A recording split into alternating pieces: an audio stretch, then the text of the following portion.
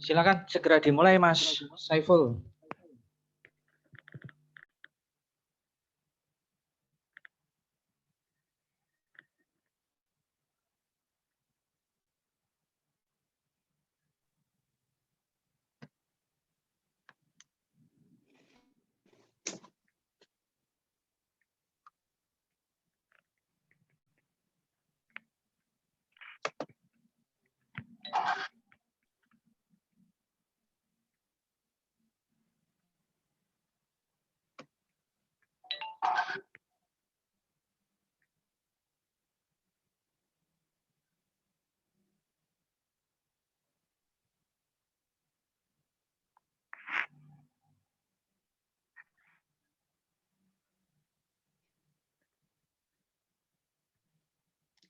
Baik, bismillahirrahmanirrahim. Assalamualaikum warahmatullahi wabarakatuh. Selamat malam semuanya, Bapak Ibu semuanya. Wah, ini sudah banyak ya yang hadir, luar biasa. Terima kasih atas kehadirannya. Ini tadi, mohon maaf saya pakai jaket karena di sini angin sangat kencang. Kemudian yang kedua tadi itu pengennya itu langsung live streaming ke YouTube, tapi ternyata YouTube itu sekarang ada peraturan baru, Bapak Ibu. Jadi ternyata kalau mau live streaming ke YouTube sekarang itu salah satu aturannya harus verified dulu YouTube-nya. Dan ternyata tadi setelah saya buatkan YouTube, ternyata YouTube-nya itu belum verified. Itu ada aturan baru. Ini adalah acara pertama dari The Metals Channel. Nah, ini acara pertama. Kebetulan ini akan ngobrol tentang menapak jalan kesuksesan, salah satu buku terbaru saya. Ini saya bersama Mas Eko. Jadi Bapak Ibu santai-santai saja ya. Kemudian yang kedua, kalau misalnya Bapak Ibu itu pengen bertanya atau diskusi, ya silahkan ya. Sambil langsung di chat box atau nanti raise hand, ya santai saja lah pokoknya. Karena ini ngobras, jadi ngobrol asik saja. Tapi sebelum lanjut, mari kita buka dulu acara pada malam hari ini dengan pembacaan secara bersama-sama. Bismillahirrahmanirrahim. Baik, terima kasih Bapak Ibu. Saya persilahkan aja kepada Mas Eko Prasetyo. Tampaknya ini baru habis sholat juga ya kayaknya Mas Eko ini. Wah, ini kaosnya Mas Eko kayaknya bikin kita itu iri ya. Dia pakai kaos jelajah literasi, sementara tahun kemarin kita nggak jadi jelajah literasinya ya. Oke, kepada Mas Eko silakan untuk memulai menggibah buku saya. Semoga gibahannya itu ya tidak buru-buru amat lah, malu ya. Ini ada 40 orang loh. Saya digibah di hadapan 40 orang. Tapi gibah itu dosa loh kalau dibilangnya. Kebetulan ini kan berhadapan-hadapan, jadi ya nggak dosa lah ya. Oke, silakan Mas Eko. Baik, bismillahirrahmanirrahim. Assalamualaikum warahmatullahi wabarakatuh. Selamat malam semuanya, rekan-rekan penulis, rekan-rekan praktisi pendidikan, dan rekan-rekan mahasiswa yang kebetulan bergabung di sini bersama kami. Selamat datang di acara Ngobras, Ngobrol Asik. Ini salah satu program yang khusus untuk membincang buku ya. Jadi buku-buku terbaru yang kemudian dianggap menarik dan layak untuk dibedah kami perbincangkan di sini. Untuk itu Bapak Ibu, saya sengaja memilih judul menggibah buku. Menggibah itu nanti arahnya selalu negatif ya. Kalau kita tahu di bahasa Indonesia, gibah itu berasal dari bahasa Arab, sudah dibakukan menurut KBBI, yaitu gibah tanpa H, yang maknanya menggunjing, bergunjing atau membincangkan keburukan orang. Nah, sengaja saya pilih kata gibah ini karena objeknya bukan orang. Maknanya menggunjing buku, dan tentu saja di sini ada celah-celah yang bisa dibedah, disampaikan kepada khalayak kita semua di sini yang ada di majelis ini, dan nanti kita juga bisa berinteraksi berkaitan dengan apa saja sih isinya, inspirasinya apa, manfaatnya gimana, kemudian kelebihan dan kekurangannya. Bapak Ibu, sebelum saya lebih jauh ngomong masalah buku Menapak Jalan Kesuksesan ini, saya ingin menunjukkan bahwa kami berdua telah berkawan sejak lama, sebagaimana saya tulis tadi di Facebook saya, dan sejak 2014 kami ditempa dengan berbagai kesulitan, karena itu bagi kami hidup itu adalah fitness ya. Jadi beban hidup yang ada itu ya dijalani saja dengan semangat biar semakin kuat. Itu prinsip kami berdua. Jadi terus terang Mas Saiful Rahman ketika kali pertama berjumpa itu beliau masih menempuh pendidikan S1 pendidikan ekonomi di UNESA, dan kami sama-sama dipertemukan dalam sebuah keadaan waktu itu kami sama-sama terlibat dalam penerbitan buku 50 tokoh UNESA. Bapak Ibu, sebagaimana saya katakan tadi, acara ini saya beri tema gibah karena memang ini kami sedang membincang, tapi bukan orang yang kami perbincangkan dan bukan pula keburukan. Kami membincang sebuah buku dan di sini buku karya Mas Saiful Rahman. Menurut saya buku ini luar biasa ya. Memantik motivasi dari para pembacanya. Dan nanti saya akan berbagi kepada Anda apa saja yang menjadi materi-materi yang dirangkum dalam buku tersebut. Sebagaimana saya sampaikan tadi, kalau ditilik dari latar belakang si penulis atau Mas Saiful Rahman, beliau ketika awal masuk kuliah S1 di UNESA itu sudah ditinggal oleh ayahandanya. Jadi Mas Saiful ini begitu berkuliah di UNESA sudah menjadi seorang anak yatim. Tetapi pada saat itu yang bersangkutan juga penerima beasiswa bidik misi. Saya melihat semangatnya ini sangat besar, terutama ketika saya mengetahui yang bersangkutan ternyata punya hobi menulis sejak SMP. Dari situ kami terlibat lebih banyak diskusi dan kebetulan Mas Saiful ini merupakan salah satu anggota unit kegiatan mahasiswa Humas UNESA pada saat itu, dan kami berdua aktif di sana, dan sehingga kami banyak terlibat dalam beberapa proyek buku. Dari situlah saya merasa kami punya banyak kesamaan selain sama-sama berjenis kelamin laki-laki. Tapi yang jelas sekali lagi, ketika Mas Saiful Rahman dirundung berbagai kesulitan di awal ia menempuh pendidikannya, itu tidak mematahkan semangatnya. Sebab yang saya tahu ketika seseorang itu merasa jatuh di titik nadir, bisa saja seorang Saiful Rahman memilih untuk tidak melanjutkan pendidikannya, tapi itu tidak terjadi sama sekali. Ya, saya merasa kagum di sana. Dan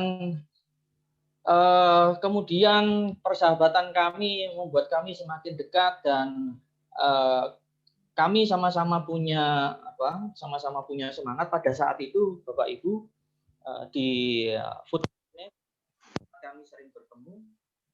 Saya dan Saiful Rahman punya mimpi yang di masa mendatang. Pada saat itu kami ingin menciptakan sebuah habituasi atau kebiasaan kerja seperti Google.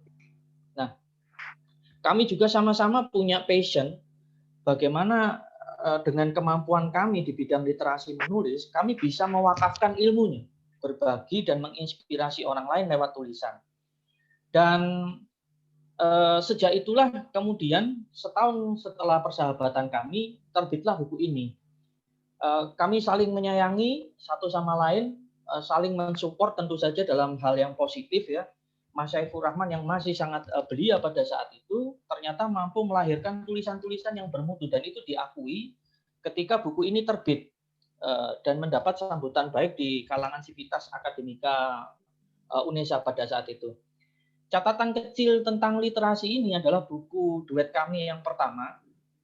Kebetulan Saiful Rahman pada saat itu dia punya hobi membaca, pengen menulis, pengen punya buku, tapi tidak tahu bagaimana caranya menerbitkan buku. Nah, sementara ketika sebuah naskah itu dilempar ke penerbit, itu kondisi untuk menerima jawabannya bisa sangat lama. Bisa sampai 3 bulan, 6 bulan, bahkan ada yang 1 tahun baru bisa terbit dan naik cetak. Oleh sebab itu kami memilih jalan bagaimana caranya supaya kami bisa menerbitkan buku bersama. Akhirnya dipilihlah jalan menerbitkan secara indie. Terbitlah catatan kecil tentang literasi. kami bikin catatan kecil karena memang ini berisi banyak sekali kritik-kritik sosial. Bagaimana budaya menulis di kalangan dosen di tempat kampus kami itu masih belum bisa dikatakan menggembirakan. Bagaimana budaya membaca di kalangan mahasiswa tidak menggembirakan pula. Dan banyak lainnya. Dan serpian-serpian itu kami kumpulkan, kami jadikan sebuah buku, dan ini merupakan tonggak bagaimana kami memulai pada saat itu berjanji literasi menjadi panggilan jiwa kami. Dan saya kira Saiful Rahman berhasil membuktikan bahwa menulis itu punya banyak manfaat. Di antaranya meningkatkan pesona. Nah, Bapak Ibu bisa lihat di sana ya foto Mas Saiful Rahman ketika awal-awal masuk kuliah di UNESA. Anda bisa lihat di sini dan Anda bandingkan dengan yang di insert kanan atas itu. Jauh berbeda. Ketika ia tampil sebagai seorang penulis yang sangat dikenal saat ini, penampilannya sudah berbeda, dan saya rasa menulis itu yang dampak menulis itu betul-betul dirasakan oleh seorang Saiful Rahman. Pada satu saat Saiful Rahman pernah berkata kepada saya, yang bersangkutan itu tidak punya keinginan untuk mendaftar tes CPNS sebagaimana teman-temannya pada saat itu. Nah, saya tanya, kenapa tidak mau mendaftar CPNS ketika banyak sekali anak-anak muda, para sarjana, lulusan perguruan tinggi negeri berlomba-lomba untuk mendaftar tes CPNS? Jawaban dia adalah, saya ingin membuktikan bahwa sukses itu tidak hanya ada pada batas menjadi seorang PNS. Dan ia berhasil membuktikan tanpa menjadi seorang PNS, ia mampu memberikan manfaat lebih baik kepada sesamanya, sesama anak muda. Ia menjadi influencer yang sangat kuat di kalangan komunitasnya. Dan saat ini nama Saiful Rahman semakin berkibar manakala ia tercatat sebagai seorang instruktur di program satu siswa satu buku di Media Guru. Dan ketika Saiful Rahman tampil sebagai penulis yang dikenal dengan pendapatan yang sudah sangat baik, penampilannya secara fisik pun berubah. Ia tahu bagaimana cara berdandan, bagaimana cara berpenampilan yang baik di depan publik, bagaimana cara membincang suatu materi di khalayak umum. Ia belajar tentang semuanya, dan itu semua didapatkan ketika Saiful Rahman menjadi seorang penulis. Dan ini membuktikan bahwa menulis itu memang meningkatkan pesona. Bapak Ibu yang saya banggakan, sebelum saya masuk, saya ingin ajak, mari kita semua menggibah buku ini. Buku ini menurut saya betul-betul sangat spesial dan fresh from the oven, karena baru terbit pada Januari lalu, baru selesai cetak, dan baru sampai di tangan saya, dan isinya itu tidak kalah keren dibandingkan buku-buku yang ada di toko-toko buku. Selama ini memang saya membutuhkan program ini karena mindset orang di luar sana masih menganggap bahwa buku-buku yang bagus itu ya buku-buku yang ditaruh di etalase toko buku. Bahwa buku-buku yang bermutu itu hanyalah milik buku-buku yang dijual di toko-toko buku secara umum. Faktanya tidak sedikit buku-buku, terutama di Media Guru, dan salah satunya buku ini isinya sangat istimewa, dan nanti saya akan membedah isinya secara objektif saja, bukan karena Saiful Rahman seorang sahabat saya maka saya memuja-muji karyanya, tidak demikian. Rekan-rekan yang saya banggakan, berikut ini identitas buku yang akan saya bedah di program Ngobras ini, ya. Menapak Jalan Kesuksesan, karya Saiful Rahman, diterbitkan oleh Pustaka Media Guru, dan ini buku yang betul-betul baru, masih fresh, cetakan pertama pada bulan lalu, tebalnya 120 halaman. Dan penulisnya, meskipun saya rasa tidak ada prestasi yang bisa dibanggakan dari seorang Saiful Rahman ini, tapi ia memiliki banyak keistimewaan. Beliau lahir di Sumeneb 14 Agustus 95, masih muda ya Mas Saiful Rahman. Saya anggap muda karena Anda belum menikah ya. Kalau sudah menikah saya anggap senja. Dan beliau saat ini menjabat sebagai instruktur nasional Media Guru sekaligus redaktur di majalah literasi. Jadi pengalaman Mas Saiful Rahman meskipun masih sangat muda ya. Beliau saat ini tercatat sebagai redaktur di media nasional, yaitu majalah literasi. Buku yang sudah ia hasilkan 14, ini banyak ya. Ada buku tunggal, antologi karya bersama, dan bunga rampai. Mas Syaifur Rahman saat ini juga tercatat sebagai mahasiswa pasca sarjana di S2 Manajemen UNESA. Ia banyak terlibat di beberapa buku bunga rampai yang juga diterbitkan oleh kalangan komunitasnya di pasca sarjana UNESA. Ada Bapak Ibu, saya ingin bicara langsung tentang buku ini ya. Ada ciri-ciri yang begitu melekat pada isi buku ini. Apa saja itu? Yang pertama adalah di setiap tulisan yang ada di buku Menapak Jalan Kesuksesan itu selalu disisipi quote inspiratif. Yang istimewa, quote inspiratif ini adalah milik Syaifur Rahman sendiri. Jadi bukan dikutip dari tokoh-tokoh terkenal. Ia membuatnya, ia buat sendiri, dan dari situ saya kira tidak salah jika Syaifur Rahman mampu memberikan quote-quote inspiratif, karena sejatinya kesulitan hidup itu telah menempa yang bersangkutan dengan pengalaman-pengalaman yang sangat luar biasa. Menghadapi berbagai kesulitan hidup, dari sosok yang kantongnya betul-betul tidak terisi, sampai sekarang kantongnya ya begitu-begitu saja ya, maksud saya. Kemudian nanti saya akan perlihatkan bagaimana contoh quote-quote inspiratif di tiap tulisannya Mas Syaifur. Dan tentu saja kekuatan buku ini terletak pada gaya tulisannya yang reflektif, mengajak pembacanya merenung.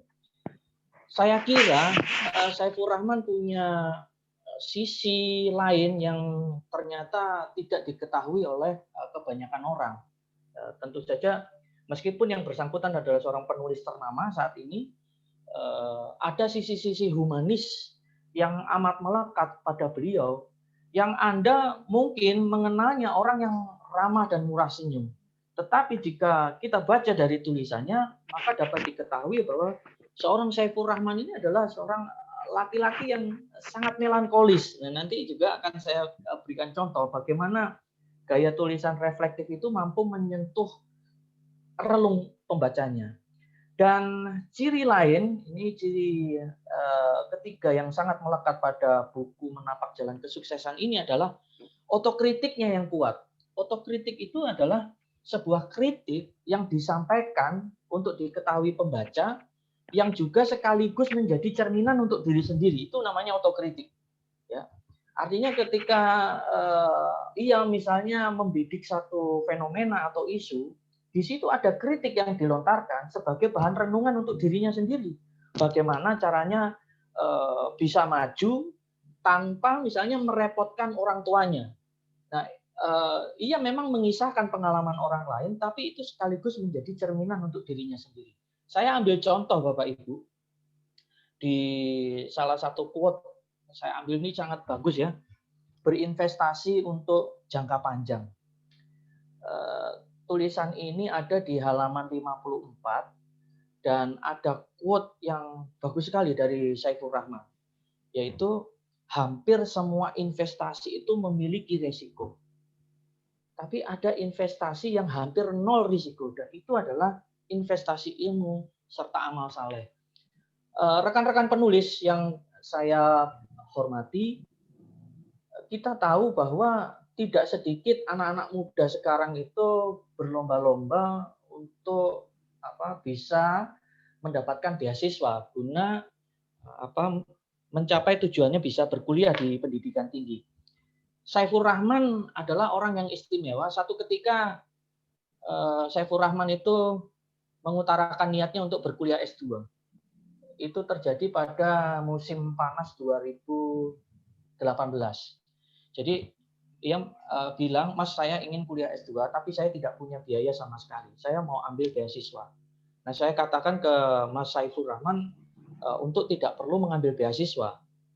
Sebab apa? Sebab pada prinsipnya beasiswa itu hanya untuk mereka yang betul-betul tidak mampu. Pinter tapi betul-betul tidak mampu. Saya meyakinkan seorang Syaifur Rahman bahwa kalau kamu pinter, kamu harus buktikan bahwa kamu mampu. Jangan menjadi orang yang merasa dirimu tidak mampu. Jadi harus merasa kaya. saya rasa ini membuat memantik semangat Saiful Rahman untuk memberanikan diri mendaftarkan dirinya untuk berkuliah di S2 Manajemen UNESA. Jadi modalnya hanya modal bismillah dan modal nekat tentu saja. Seingat saya, dengan berbekal uang pendaftaran 500.000, ia mendaftarkan diri ke Pasca Sarjana UNESA dan tidak pernah terpikir sama sekali bagaimana caranya bisa membayar UKT, uang kuliah tunggal sebesar 8 juta per semester. Dan itu merupakan nominal yang sangat besar. Sebab apa? Mohon maaf, perekonomian Mas Saiful Rahman saat ini tidak bisa dikatakan sangat baik. Jadi dengan berbagai kesulitan itu, ia meyakinkan dirinya, saya harus bisa. Sebab apa? Sebab ilmu adalah investasi paling besar. Dan kalau ingin membuka gerbang kesuksesan, ingin menerobos dan menggerus kemiskinan, salah satu pintunya adalah pendidikan. Dan itu oleh Saiful Rahman digambarkan dengan sangat cantik di tulisan berinvestasi untuk jangka panjang. Jadi menurut dia, berkuliah lagi dengan kondisi serba sulit seperti saat ini, ya, membutuhkan perjuangan dan menurut dia ini akan menjadi sebuah investasi yang sangat berharga dan itu telah ia buktikan sendiri ya. Bapak Ibu, kita seringkali disadari atau tidak ya, selalu berpikir bahwa apakah saya ini mampu, apakah saya ini mampu. Kalau Anda lihat ibadah haji atau umroh, ya, seperti saya tulis di buku Allah Membayar Kontan Doa Kita, itu dari pengalaman saya melihat langsung di sana bahwa Allah Tuhan yang Maha Kuasa itu memberangkatkan kaum muslim yang mau, bukan yang mampu. Jadi mulai sekarang belajar dari tulisan Saiful Rahman di halaman 54 ini, semestinya kita saat ini harus memampukan diri kita. Bahwa kita mampu, kita bisa. Ya. Dan saya kira di tulisan ini sangat kental sekali lagi dengan gaya-gaya reflektifnya. Salah satu contoh adalah di awal tulisan bukunya ini dibuka dengan judul Menahan Diri Demi Sebuah Tujuan. Apa itu? Dicatat oleh seorang Saiful Rahman bahwa setiap pilihan itu punya konsekuensi dan menuntut pertanggungjawaban. Nah, maka kita perlu mempertimbangkan dengan matang sebelum menjatuhkan pilihan. Ya. Jamak sekali kita selalu memikirkan ketika ditawari sebuah jabatan, bagaimana caranya kita punya jabatan. Jamak begitu. Tapi ketika kita ditawari jabatan, yang dipikirkan adalah fasilitas apa yang diperoleh. Manusia ini sangat wajar ya berpikir seperti itu. Tapi di sini Saiful Rahman dengan cerdas menyentil bahwa kalau misalnya kita diamanahi sebuah jabatan, maka yang perlu kita pikirkan adalah tanggung jawabnya, bukan fasilitas yang diperolehnya. Sebab jabatan itu adalah amanah yang tanggung jawabnya itu tidak hanya di dunia, tapi juga di akhirat. Saya kira Saiful Rahman sebagai orang yang masih muda, dia mampu berpikir sangat dewasa, sangat bijak dalam memotret sesuatu yang ada di sekelilingnya, Bapak Ibu. Dan berkaitan dengan menapak jalan kesuksesan ini, sejatinya Saiful Rahman itu membuka cakrawala kita bahwa tidak ada kesuksesan tanpa proses. Ya. Yang saya mohon maaf melihat latar belakang seorang Saiful Rahman. Kalau mohon koreksi kalau saya salah, Saiful ya. Ibunda Saiful atau emaknya di Sumeneb, Madura sana itu adalah seorang buta huruf. Ya. Ayahnya bekerja serabutan sebagai tukang bangunan. Penghasilannya tidak seberapa, tapi satu ketika ayahnya itu bilang kepada Saiful Rahman dan kakaknya Saiful Rahman, Bapak dan Emak hanya bisa hidup begini dan hidup kami sengsara. Emaknya Saiful Rahman itu tidak bekerja, bapaknya itu kuli bangunan. Mereka mengakui bahwa hidupnya sengsara karena mohon maaf tidak berpendidikan. Mohon maaf ya, koreksi kalau saya salah Saiful. Dan almarhum Saifur Rahman itu mendorong Saifur Rahman dan kakaknya untuk berkuliah setinggi-tingginya. Itu adalah harapan almarhum sebelum beliau wafat. Dan Anda tahu bahwa satu ketika dengan cara agar anaknya itu bisa berkuliah, ayahnya itu sampai meminjam di sana sini hanya karena ingin anaknya itu bisa sekolah setinggi-tingginya. Ya, mendorong semangat Saifur Rahman bahwa kamu harus bisa lebih baik daripada Bapak. Dan saya kira Tuhan itu selalu memberikan kemudahan bagi mereka yang mau berjuang. Nah, Saifur Rahman tidak tinggal diam. Ia tahu bahwa ayah ibunya ini berjuang begitu keras agar dirinya itu bisa mengenyam pendidikan. Maka ia mendaftarkan diri di perguruan tinggi negeri dengan harapan tentu saja UKT-nya murah, ya, tidak lebih mahal ketimbang berkuliah di perguruan tinggi swasta. Yang kedua, ia mengambil beasiswa pada saat S1 dan itu ternyata di ACC. Dia mendapatkan beasiswa bidik misi, tentu ini sangat meringankan. Per semester tuh kalau saya tidak salah ia mendapatkan 600.000 saat itu. Nah,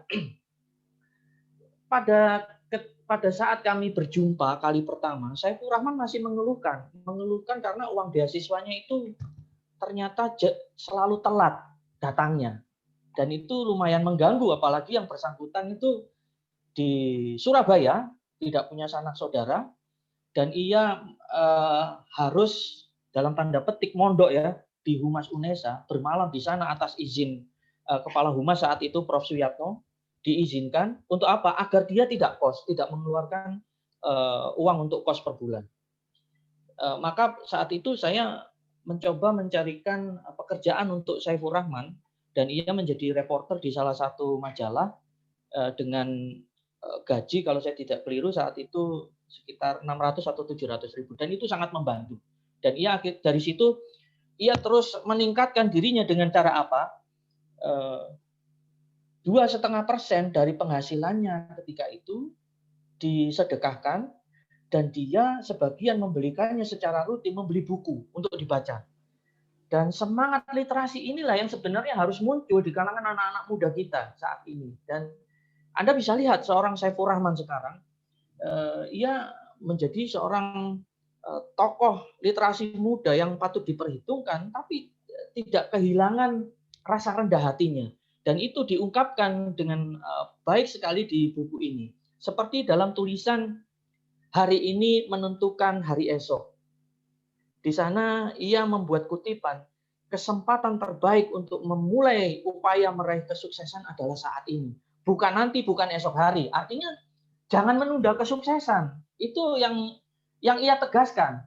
Kalau misalnya ada peluang saat ini Anda dapatkan, ambil peluang itu karena peluang tidak dapat. Peluang itu belum tentu datang dua kali. Dan saya kira ini adalah gambaran bagaimana iklim sosial masyarakat kita terlalu banyak berpikir. Saya ambil contoh masa pandemi COVID-19. Bapak Ibu sudah menjadi fakta bahwa COVID-19 ini dampaknya luar biasa di bidang perekonomian. Ya. Banyak orang yang terpaksa dirumahkan dan di PHK karena perusahaannya kolaps atau bangkrut. Ya. Tetapi seseorang yang bisa berpikir dengan akal sehatnya, ia tidak akan kehilangan semangatnya. Kalau misalnya saya sekarang sebagai buruh di PHK, apa yang bisa saya lakukan? Kehidupan ini menurut Saifur Rahman di tulisan ini adalah sebuah kampus yang sangat besar, mengajarkan kita banyak hal. Kita bisa memilih menyerah atau kita memilih untuk menerjang badai hambatan yang ada di depan, menaklukkannya. Dan Saifur Rahman memilih menerjang badai itu. Di Media Guru tidak ada pernah menyangka, saya ambil contoh di Media Guru tempat saya bernaung bersama Saifur Rahman sekarang, tidak ada yang pernah menyangka bahwa ketika situasi darurat corona itu awalnya akan menghabisi kelas-kelas menulis.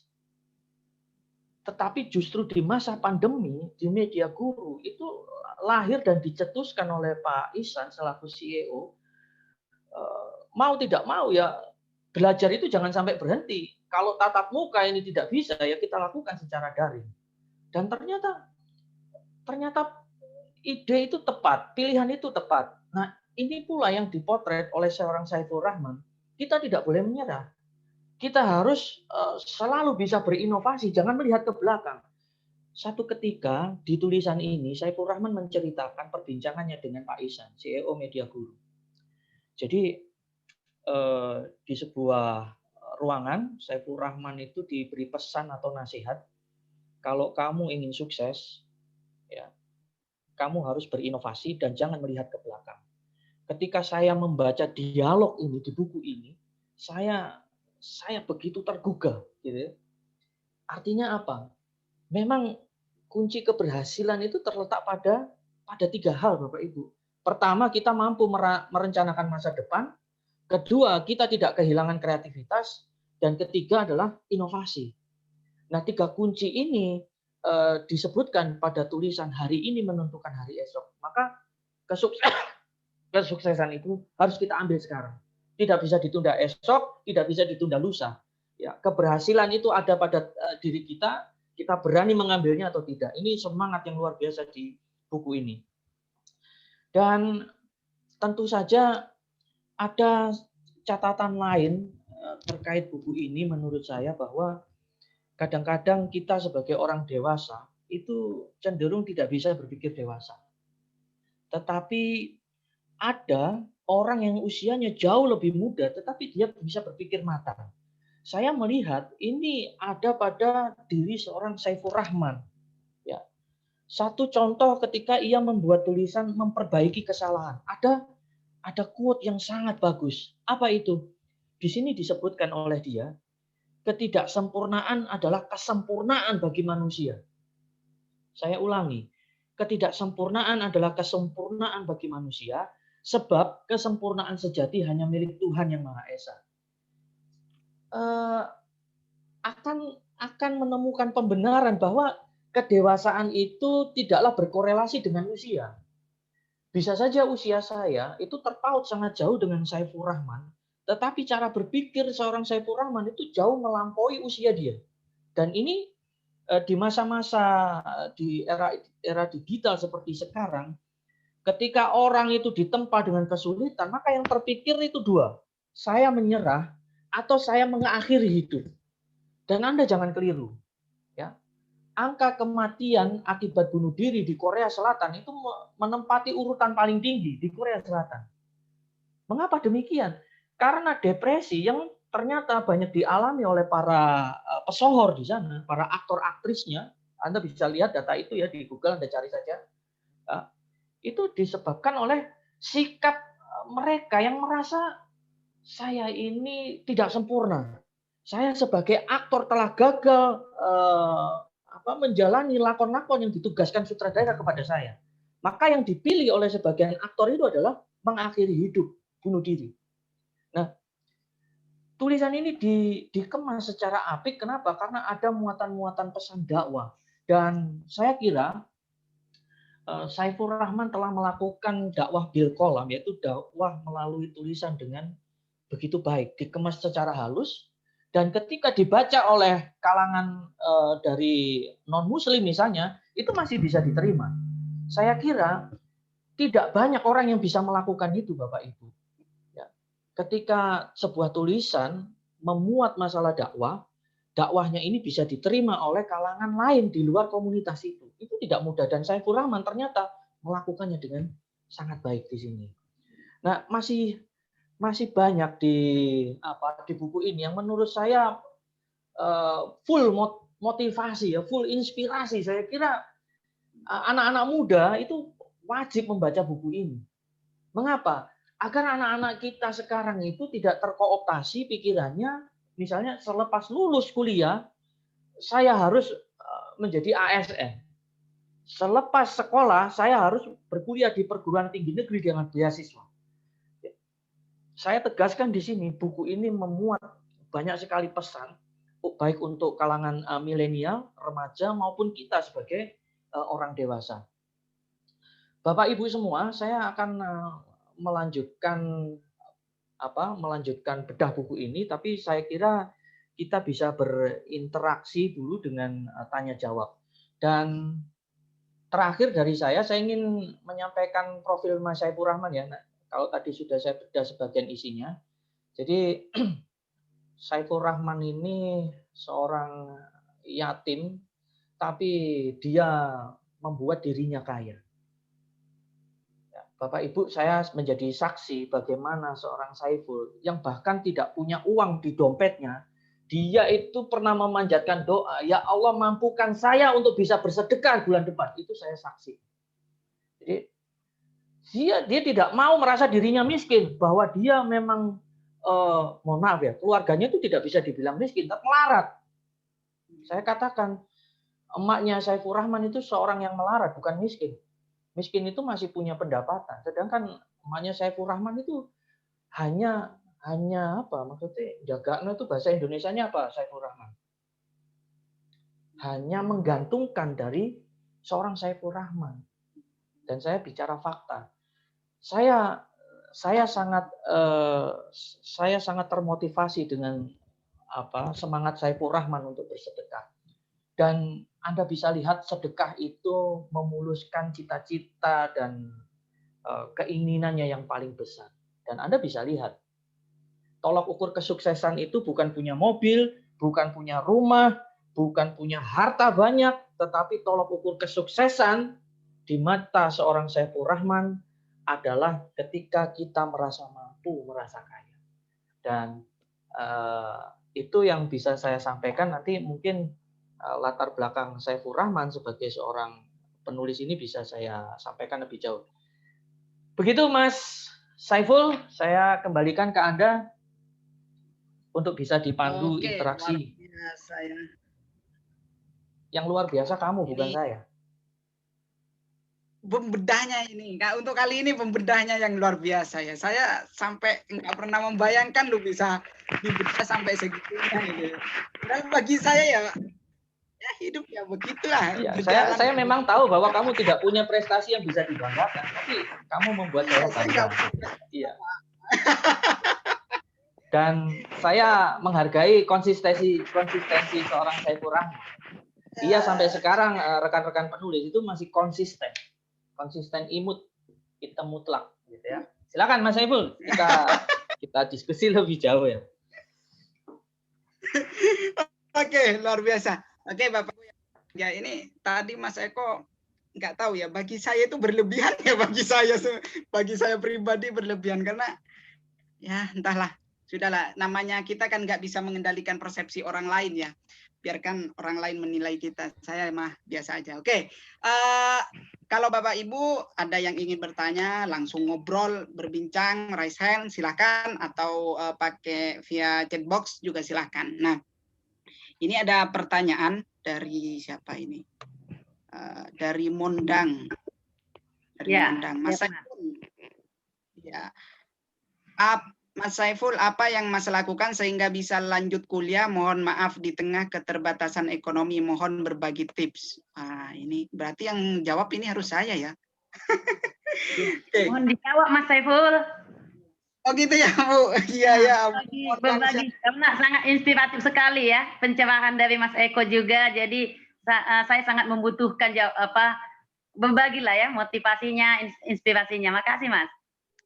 Ya ini sebelum dijawab oleh Saiful, Bu, saya mau katakan ya, yang tadi saya sampaikan baru kelebihan-kelebihan ya, yang sebenarnya tidak penting. Nah ini nanti yang habis sesi ini saya akan membincang masalah keburukan buku ini nanti. Jangan khawatir, itu baru kelebihan yang tidak penting diketahui gitu. Monggo Mas Saiful dijawab, Mas Saiful. Oke, luar biasa. Mas Eko itu, saya berteman dengan Mas Eko sudah lama, jadi saya banyak belajar dari beliau ya. Dan ini luar biasa. Ini pertanyaan dari Bu Mondang, bagaimana di tengah keterbatasan ekonomi itu? Ya, kita tahu sendiri bahwa memang pendidikan itu butuh dana, butuh biaya. Itu kita sadari, meskipun diakui ataupun tidak, mau berpendidikan itu kita butuh uang. Gitu. Pendeknya begitu. Misalnya untuk rajin membaca, punya banyak buku, itu harus ada uang lah gitu, pendeknya begitu. Tapi saya itu paling malas sebenarnya pergi ke perpustakaan, Bapak Ibu. Karena itu saya harus membeli buku. Tapi saya kan nggak punya uang untuk membeli buku gitu ya waktu itu ya. Waktu itu beasiswa bidik misi masih 600.000, hidup di Jakarta, hidup di Surabaya 600.000 itu agak ya makan tahu tempe sudah cukup lah gitu ya. Tapi gimana caranya saya mendapatkan buku gitu?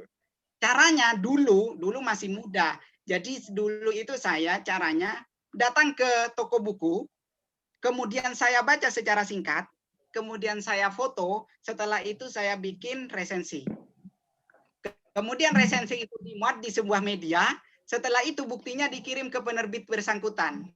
Oleh penerbit akan dikirimi buku 3. Buku itu saya resensi ulang, kemudian dikirimi lagi, terus begitu. Akhirnya terus berlanjut gitu. Itu untuk punya buku ya, untuk punya buku.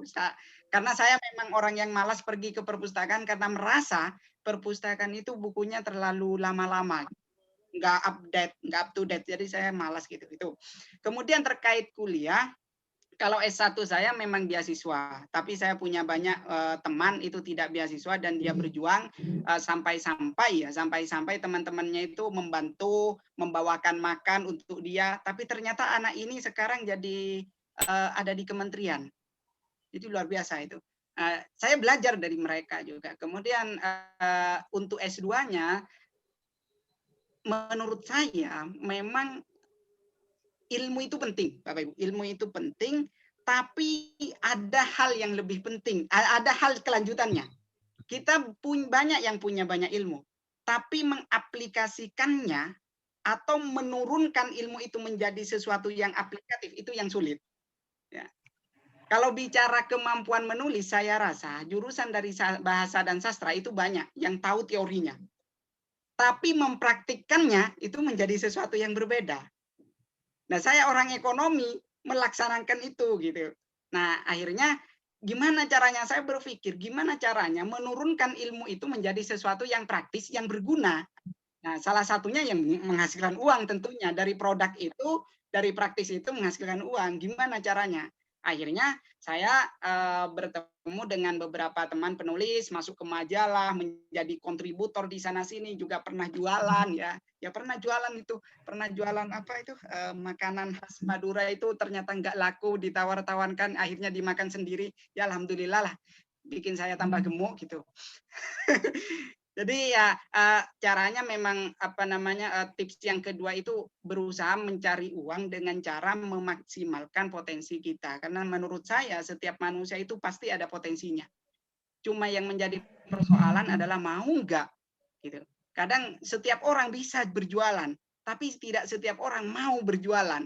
Kayak gitu Bapak Ibu. Tidak setiap orang sih, mayoritas lah. Kita bisa menulis, tapi banyak yang nggak mau menulis gitu. Bisa kaya, tapi banyak yang nggak mau berusaha untuk menjadi kaya gitu. Bisa pintar, tapi banyak yang nggak mau berusaha. Jadi pengennya itu manisnya aja gitu. Susahnya nggak mau. Nah, ini persoalannya, susahnya nggak mau gitu. Nah, sebenarnya dulu saya juga belajarnya itu dari Mas Eko. Tahun 2014 itu saya belajar dari Mas Eko. Mas Eko mengajari saya, mendidik saya. Salah satunya terkait sedekah yang disampaikan oleh Mas Eko itu sebenarnya saya mendapatkan pelajarannya dari Mas Eko. Saya merasa tersinggung dulu ke Mas Eko ini, Bapak Ibu. Mas Eko ini yang saya tahu adalah seorang mu'alaf. Saya Muslim tulen, gitu ya. Saya Muslim tulen dari sejak lahir sudah Muslim gitu.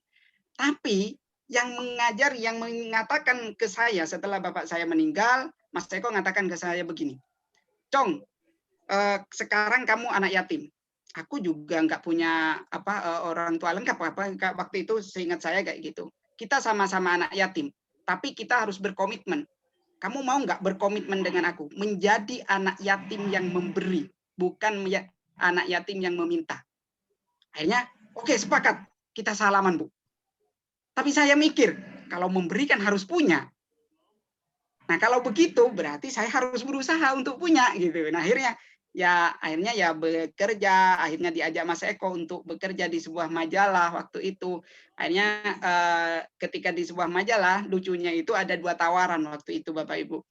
Yang pertama saya dapat tawaran dari sebuah penerbitan, itu milik personal, dia mengatakan akan menggaji saya 1 juta. Kemudian diajak Mas Eko bekerja di sebuah majalah milik yayasan Al-Quran, digaji 700, ya 750 kalau saya nggak salah ingat waktu itu. Tapi saya pilih Mas Eko. Saya tolak yang 1 juta. Kenapa? Alasannya satu. Karena Mas Eko saat mengajak saya, jadikan ini sebagai tempat menempa dirimu. Tapi ada satu permintaan, yaitu sisakan 50.000 untuk anak yatim. Setiap dari gajimu. Akhirnya saya komitmen, oke, deal. Jadi setiap terima gaji 50 gitu. 50 terus gitu. Tapi alhamdulillah sampai sekarang saya juga nggak mati gitu Bapak Ibu. Ya bisa S2 malah gitu. Jadi apa ya? Hidup itu jangan terlalu pesimis lah menurut saya. Ya optimis aja lah. Tuhan itu apa prasangka makhluknya lah gitu menurut saya gitu. Oke, itu jawaban dari saya. Tips yang pertama itu ya memang harus carilah peluang, banyak peluang. Yang kedua itu optimis saja gitu. Jangan pesimis gitu. Kalau pesimis kita malah makin makin pusing, sayup wajahnya gitu. Orang malah malas mau ngajak kita ngobrol gitu. Kemudian berikutnya saya selalu dulu punya kebiasaan tiap hari harus menemui orang baru gitu. Itu saya juga belajar ketika ada seseorang menemui saya, ternyata dia ikut sebuah sekolah, sebuah pendidikan. Salah satu syaratnya adalah menemui 100 orang baru yang tidak pernah dikenali. Akhirnya, wah ini keren kayaknya. 100 orang kemudian diajak tukar pendapat kayak gitu, pokoknya 100 orang dalam rentang waktu yang sudah ditentukan. Akhirnya saya tiru. Oh iya ya, ternyata dengan bertemu banyak orang itu sangat berpengaruh pada diri saya. Akhirnya ketika saya duduk di food court UNESA, tempat makannya UNESA, saya biasanya cari orang yang belum saya pernah temui. Boleh duduk bersama Mas? Akhirnya duduk bersama ngobrol. Nah, di situ saya berlatih ngobrol, berlatih ngomong, berlatih berani, berlatih mendapatkan banyak inspirasi dari orang-orang yang belum pernah saya kenal sebelumnya. Jadi itu adalah beberapa cara. Jadi menurut saya circle pertemanan itu sangat penting. Karena dalam beberapa buku yang saya baca pun pendapatanmu pasti itu ya. Ini sudah hampir pasti gitu. Tidak akan berbeda jauh dengan 6 orang yang paling dekat. Pendapatanmu tidak akan berubah. Jadi kalau kita ingin mengubah jumlah pendapatan kita, ya harus berteman dengan orang yang pendapatannya jauh lebih besar gitu, yang berubah. Kalau yang pendapatannya itu ya tetap segitu ya. Kalau misalnya berapa. Jadi contohnya berteman dengan CEO Media Guru ya. Oke. Maksudmu begitu ya? Ya, alhamdulillah saya berteman dengan luar biasa. Oke. Oke. Ya begitu yang saya lakukan waktu itu ya memperbanyak pertemanan, persahabatan, doa itu pastilah karena yang pertama memang Tuhan gitu. Tidak ada yang lain itu, setelah itu baru yang lain makhluknya. Oke. Ini ada pertanyaan Mas Eko dari Muhammad Ihsan gitu ya. Ada pertanyaan. Apakah sudah ada kehadiran untuk mendapatkan sertifikat, terutama sertifikat tanah gitu? Kayaknya Mas Eko ini saja. Ya. Yang bisa jawab ini Mas Eko. Ya memang kami sebenarnya di acara ini ingin mengedukasi masyarakat bahwa tidak setiap acara-acara yang memuat pesan-pesan inspiratif atau edukatif itu harus mengejar sertifikat belaka. Dan makanya di flyer sudah ditegaskan di sana bahwa mohon maaf kalau acara ini memang tidak pas untuk mereka yang mencari sertifikat, tapi cocok bagi misalnya orang seperti Saiful Rahman untuk mencari pasangan hidup ya. Karena sampai saat ini ya kegagalan beliau yang terbesar yaitu masih menjomblo. Saya kira itu Bapak Ibu. Bukan kegagalan Mas Eko. Kegagalan yang tertunda, Pak. Prestasi yang tertunda. Kegagalan yang tertunda. Berarti berhasil kalau kegagalan yang tertunda ya. Iya. Ini ada pertanyaan juga dari Pak Burhani, Mas Eko. Pertanyaan ya, Pak saya, Burhan, silakan Pak. Bagaimana trik Mas Eko bisa bertahan dengan Mas Kacong yang sama-sama banyak kekurangan? Ya. Dan bagaimana cara Mas Eko meyakinkan Mas Kacong untuk segera menikah agar ilmu yang didapatkan Mas Kacong menjadi semakin barokah? Ya. Karena selalu ada yang mendoakannya selain dari orang tua Mas Kacong agar mendapatkan ilmu yang bermanfaat dan barokah. Wah, luar biasa. Baik, gini. Ini pertanyaannya kurang tepat saya kira ya. Bagaimana cara bertahan berteman dengan Mas Saiful Rahman ketika sama-sama memiliki kekurangan. Yang banyak memiliki kekurangan Saiful Rahman, Pak, bukan saya, Pak. Tapi intinya begini, ketika berteman atau bersahabat, itu jangan sekali-sekali melibatkan masalah materi. Ya. Agar persahabatan itu awet. Dan persahabatan itu harus dinilai dari tidak hanya dengan kualitas komunikasi, tetapi juga bagaimana misalnya kita itu sering berdiskusi tentang hal-hal yang positif. Apa yang bisa kita lakukan ke depan yang memberikan dampak yang luas kepada masyarakat.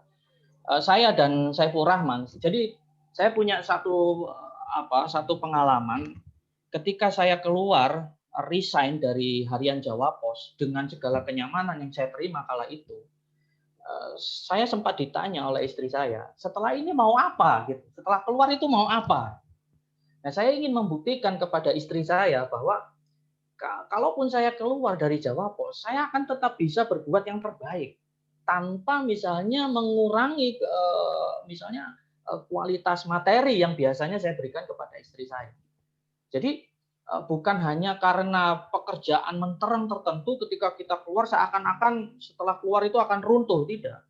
Nah, ini pula yang saya yakinkan kepada Saiful Rahman bahwa anak muda yang sekarang itu jangan lagi lah bermindset menjadi seorang mediocre. Mediocre itu mohon maaf ya, misalnya selepas lulus harus ikut tes CPNS. Ya, itu awalnya sih, itu awalnya. Yang kemudian pertemanan kami itu lebih pada pesan-pesan yang positif satu sama lain. Misalnya ketika saya sakit, Saiful Rahman memberikan support.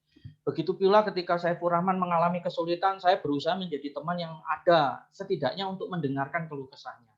Dan tentu saja kami sama-sama memiliki kekurangan satu sama lain, dan seorang sahabat yang baik adalah ia selalu ada ketika temannya itu sedang membutuhkan. Ia ada tidak hanya ketika sedang situasi bahagia, tapi ia ada ketika situasi yang menyulitkan. Dan saya sangat bersyukur di sini di Media Guru memiliki sahabat-sahabat yang luar biasa. Ada Pak CEO, ada Mas Yasin, ada Saiful Rahman dan lain-lain, banyak sekali. Dan bagaimana cara saya meyakinkan Saiful Rahman untuk menikah? Saya berkali-kali meyakinkan beliau bahwa jangan pernah takut menikah, karena menikah itu akan membuat kita kaya. Menikah itu akan menambah rezeki. Ya. Karena itulah tidak keliru. Misalnya ketika saya tahu betapa dahsyatnya manfaat menikah, alhasil tidak sedikit laki-laki yang ingin melakukannya kembali karena memang luar biasa. Nah, apa yang saya sampaikan ini tidak sebatas motivasi. Saya ketika menikah itu tidak punya apa-apa, Bapak Ibu, hanya sepeda motor dan saya ngekos di Jambangan, Surabaya. Saya pertama menikah dengan seorang perempuan yang baik, lembut, cantik, salihah, dengan kondisi saya tidak punya apa-apa, hanya sepeda motor Supra yang saya miliki saat itu. Tapi begitu saya menikah, saya bisa beli ini, beli itu, dan saya tidak pernah menyangka yang ketika saya bujang seharusnya saya mampu, ternyata saya bisa memilikinya ketika saya menikah. Jadi jangan pernah takut miskin ketika menikah, Cong. Lalu saya sampai berusaha untuk menjodohkan Mas Saiful Rahman bahkan dengan adik saya. Bayangkan Bapak Ibu, dengan adik saya. Nah, ini yang membuat saya sedih. Saiful Rahman sudah siap, adik saya yang nggak mau. Nah, ini ternyata ini memperlihatkan bahwa memang ada problem di sini. Saya lihat meskipun demikian Saiful Rahman tetap memiliki keberhasilan. Satu di antaranya adalah ia berhasil berkali-kali ditolak oleh perempuan, dan itu mungkin menjadi cerita masa lalu karena saya mendapat kabar Mas Saiful sudah menemukan tambatan hatinya. Saya patut bersyukur di sini, dan tentu saja nanti calon istrinya akan menjadi anggota Dharma Wanita Media Guru. Saya ucapkan selamat Mas Saiful Rahman.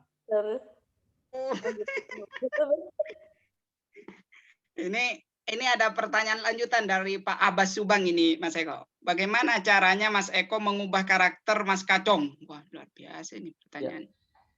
Sebenarnya karakter seseorang itu sangat dipengaruhi oleh lingkungan sosial, Pak. Ya, saya sangat percaya seorang preman ia bisa menjadi sosok yang sangat lembut ketika lingkungan sosialnya mendukung. Saya sangat meyakini bahwa seorang yang misalnya sangat baik, tetapi ketika lingkungan sosialnya itu buruk, ya, maka ia bisa terpengaruh di sana. Karena itu sangat tepat sebuah pepatah bijak mengatakan bahwa bertemanlah dengan seorang penjual minyak wangi. Kenapa? Agar kita tertular oleh aroma wanginya. Dan kalau kita berteman dengan pandai besi, maka kita akan terpercik apinya. Nah, saya kira Saiful Rahman ini bukan dipengaruhi oleh saya, tetapi lingkungan sosial ia yang mendukung. Di situ ada seorang CEO Media Guru yang sangat berwibawa, dan beliau saya kira dengan pengalaman dan banyak sekali makan asam garang, Saiful Rahman ini orang yang beruntung bisa belajar langsung pada seorang Muhammad Ihsan, ya. Dan kita tahu Pak Ihsan itu adalah motivator yang ulung tidak hanya di Jawa Timur, tapi sudah level Indonesia, Bapak Ibu, ya. Bahkan namanya sampai harum di luar Indonesia. Dan Saiful Rahman belajar di situ. Saya kira lingkungan sosial itu akan membentuk karakter. Demikian pula ketika kita menjadi pendidik. Anak-anak didik kita ketika berada di sekolah, ia akan merasakan atmosfer bagaimana meningkatkan motivasi belajar. Tetapi ketika ia sudah keluar dari sekolah, keluar dari lingkungan belajarnya di sekolah, berada di lingkungan sosialnya, dan lingkungan sosialnya itu ternyata membawa atmosfer yang buruk, itu bisa memengaruhi pula. Jadi saya kira kalau kita bicara kenakalan remaja itu memang biasa, tapi sekali lagi lingkungan sosial sangat mempengaruhi. Dan Saiful Rahman bukan dipengaruhi oleh seorang Eko Prasetyo, tetapi oleh lingkungan sosial yang sangat mendukung. Dan Bapak Ibu bisa lihat, kalau misalnya apa sih pengaruhnya seorang Eko Prasetyo kepada Saiful Rahman? Salah satu pengaruhnya Anda bisa lihat sekarang. Ia terlihat lebih glowing, lebih cerah, tidak sekusam ketika di foto yang saya tampilkan di awal. Mas Eko. Iya, Anda bisa lihat di situ. Ya meskipun ia terlihat cerah, sekarang lebih bersinar, Mas Eko. Aura keimutannya masih sangat terlihat, imut, itu mutlak. Gitu, semakin nampak, Mas Eko. Betul. Saya kira itu, Mas Saiful. Oke, luar biasa ya. Kalau bicara ini saya pengen menimpali lah apa yang disampaikan oleh Mas Eko, itu menambahi bahwa Mas Eko memang salah satu orang yang memengaruhi hidup saya. Itu tapi salah satu orang, Bapak Ibu, bukan satu-satunya. Karena saya punya keyakinan begini. Kita bisa, waktu saya mau kuliah, dulu saya khawatir karena khawatir tidak bisa mendapatkan guru yang bisa membimbing saya. Tapi suatu saat teman saya bilang ke saya, kalau kamu benar-benar niat untuk mencari ilmu, dimanapun kamu berada, pasti kamu akan dikirimi seorang guru. Akan dikirimi guru, gitu pendeknya ya. Akhirnya saya pun belajar gitu, mencari guru itu, mencari guru ya. Karena mencari guru, akhirnya seiring perjalanan waktu, saya juga memiliki keyakinan bahwa saya tidak mungkin bisa mendapatkan ilmu yang banyak, yang sempurna dari satu orang guru. Karena itu saya harus mencari beberapa guru gitu. Misalnya gini, saya belajar ilmu kepenulisan dari Mas Eko. Tapi apakah semua ilmu kepenulisan itu bisa saya peroleh dari Mas Eko?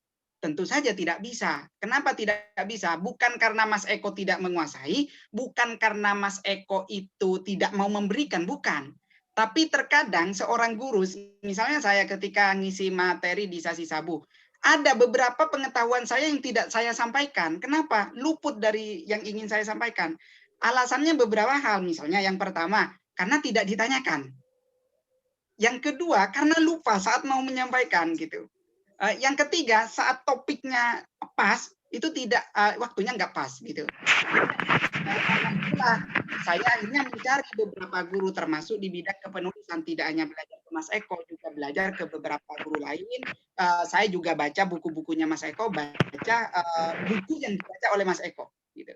Akhirnya dari situ saya mendapatkan pengetahuan yang lebih komprehensif, yang lebih komplit. Gitu. Nah, begitu juga dalam kehidupan, dalam prinsip saya. Jadi mungkin saya bisa belajar dari si A dalam sisi cara kreativitas mencari duitnya. Tapi dari si B, saya bisa belajar cara bagaimana menggunakan uangnya, gitu misalnya gitu seperti itu.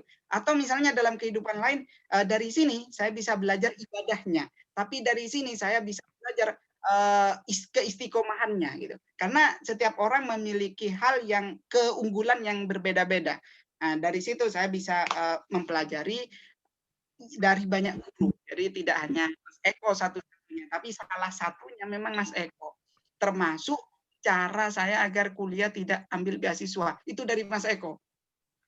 Termasuk sedekah pertama itu dari Mas Eko yang menyentuh ya, yang menyentuh. Karena saya tidak bisa menafikan guru-guru saya sebelumnya, memang beliau sudah banyak memberikan wejangan kepada saya, tapi dalam praktisnya itu Mas Eko. Tapi prinsip lainnya yang perlu yang biasa saya lakukan adalah agar saya mendapatkan pengaruh positif. Kalau saya itu bertemu dengan orang hebat, biasanya saya akan tanyakan, saya akan amati apa yang dia baca. Saya akan baca apa yang dia baca. Karena dengan begitu saya mengetahui pola pikirnya, arahnya kemana. Oh, arahnya begini.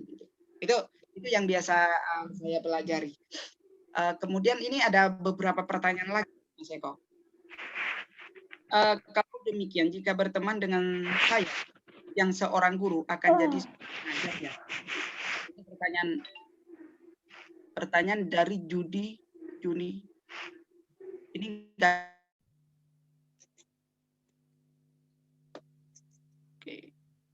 Diulangi, Saiful. Pertanyaannya apa, Mas? Ada Juni Damayanti, tapi nggak ada prolognya, Mas. Kalau demikian, jika berteman dengan saya yang seorang guru akan jadi suka mengajar. Tampaknya ini menanggapi apa namanya? Oh, itu tanggapan. Oke. Ya. Ya, menanggapi pernyataan saya. Menurut saya begini, Bu. Orang itu biasanya akan berteman dengan yang memiliki memiliki hobi atau memiliki kesukaan yang sama. Itu biasanya seperti itu. Nah, kalau saya misalnya berteman dengan Mas Eko yang memang sangat senang ke dunia pendidikan gitu, meskipun tidak dalam konteks guru mengajar di sekolah, tapi akhirnya juga saya terpengaruh gitu, senang ke dunia pendidikan gitu. Terpengaruh, tapi tidak dalam konteks ngajar di sekolah secara formal, tidak. Jadi menurut pasti ada pengaruhnya. Entah berapa persen, tentu mungkin tidak 100%, karena kita tidak berteman 100% hanya dengan seorang guru kan. Oke, terus ini ada panjang banget, Masya Allah, terenyuh. Belum jawab pertanyaan Sakti di atas tadi, terlewati. Bagaimana sejarah awal jadi ikon media guru, dengan suaranya langsung terbayang imutnya. Semoga segera mau menjemput jodoh terbaiknya. Ini berat ini. Amin. Amin, Ibu. Amin. Terima kasih jawabannya Mas Eko, karena ada sangat berkemiripan dengan apa yang saya lakukan dengan sahabat-sahabat saya. Oke, sip. Pertanyaan, jika seratusan peserta di Zoom ini kompak membeli buku Kacong, apakah ada jaminan 3 bulan ke depan bisa jadi modal ke KUA? Nah, ini saya bisa jawab Mas Eko ini. Yang bisa jawab Mas Eko. Dari pertanyaannya ya? Dari Pak Muhammad Ihsan. Iya. Bapak Ibu, tadi kan sudah saya bedah kelebihan-kelebihan buku ini. Mohon maaf kok Bapak Ibu, ini ada banyak adik-adik mahasiswa juga ya. Sejatinya meskipun full inspirasi, buku ini tetap menyisakan celah. Dan celah itu saya temukan begitu menganga sebenarnya. Saya minta izin untuk mengatakannya secara belak-belakan saja Mas Saiful, agar saya bisa dianggap objektif ya. Jadi Bapak Ibu, satu kekurangan yang terdapat di buku ini yang saya lihat adalah menurut saya buat apa buku itu isinya begitu bagus, begitu inspiratif dan memotivasi, tetapi tidak ada yang baca. Nah, karena itu saya sangat berharap Bapak Ibu di sini bisa membaca. Nah, bagaimana cara memperoleh buku ini? Anda nanti bisa klik ya, itu http://bit.ly bacaan inspiratif. Nanti biar disampaikan oleh Mas Saiful Rahman lewat akun Facebooknya, atau bisa di kolom chat Mas Saiful bagaimana cara mendapatkan buku ini. Saya kira kekurangan buku ini cuma satu. yang baca baru saya gitu ya, belum orang-orang ini gitu ya. Dan itu saja Mas Saiful, sebaiknya segera kita akhiri saja karena saya sudah jenuh gitu melihat wajah Mas Saiful. Sampai jumpa di acara kongres minggu depan. Itu Bapak Ibu, terima kasih. Assalamualaikum warahmatullahi wabarakatuh. Saya kembalikan ke moderator. Waalaikumsalam warahmatullahi wabarakatuh. Ya, terima kasih, luar biasa. Mas Eko, minggu depan apakah akan ada lagi nih? Kalau ada mungkin bisa diumumkan. Ya, baik.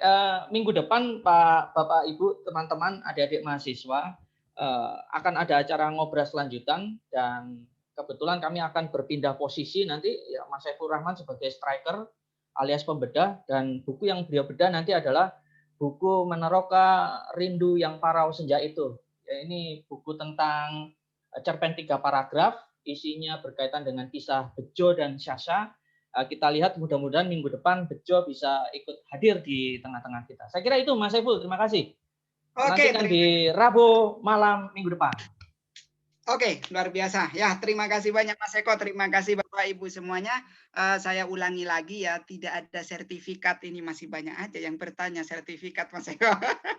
Jadi niat kami berdua itu hanya ingin berbagi lah, ingin berbagi, ingin berdiskusi, ngobrol-ngobrol gitu ya.